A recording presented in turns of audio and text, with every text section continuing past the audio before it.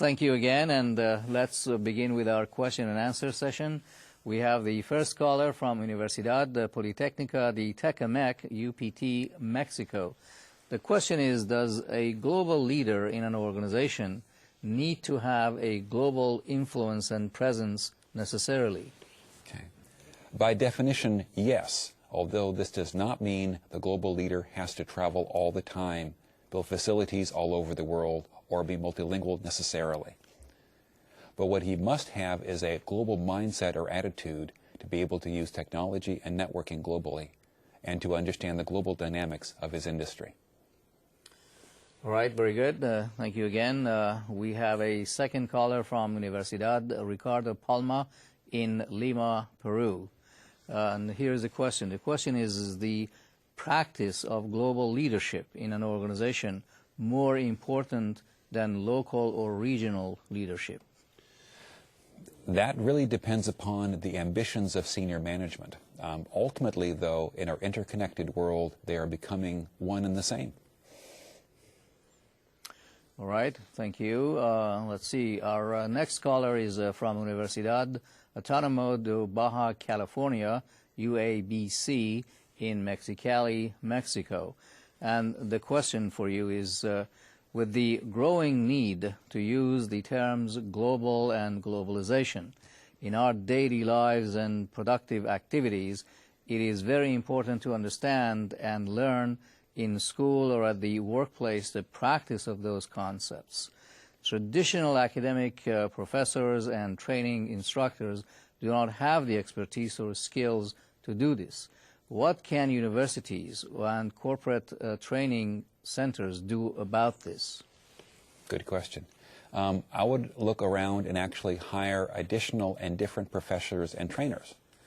Effective academicians and trainers must not only teach from their theoretical knowledge, but also from their practical experience in the new globalized environment.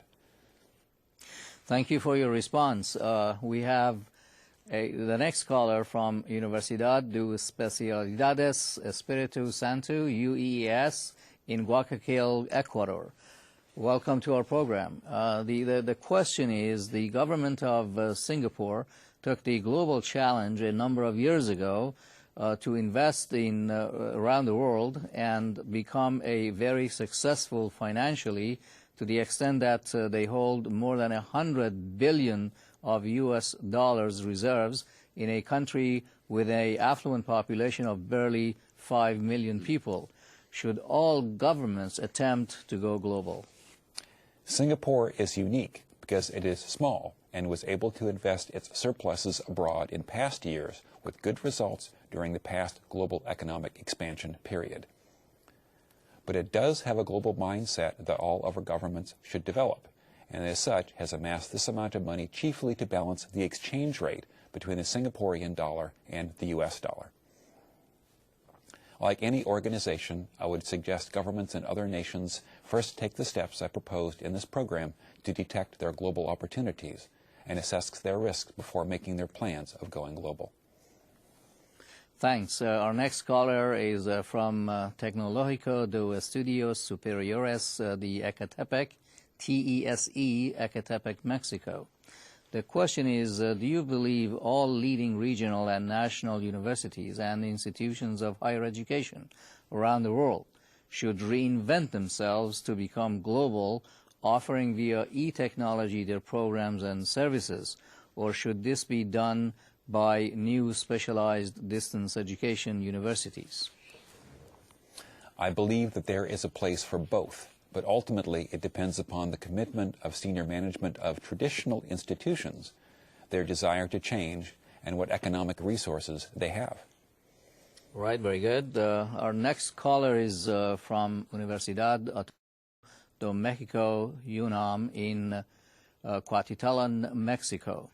The question is, will you be doing anytime soon any revision on your excellent 2003 book, No More Darn Buzzwords, Keys to Successful Organizational Change?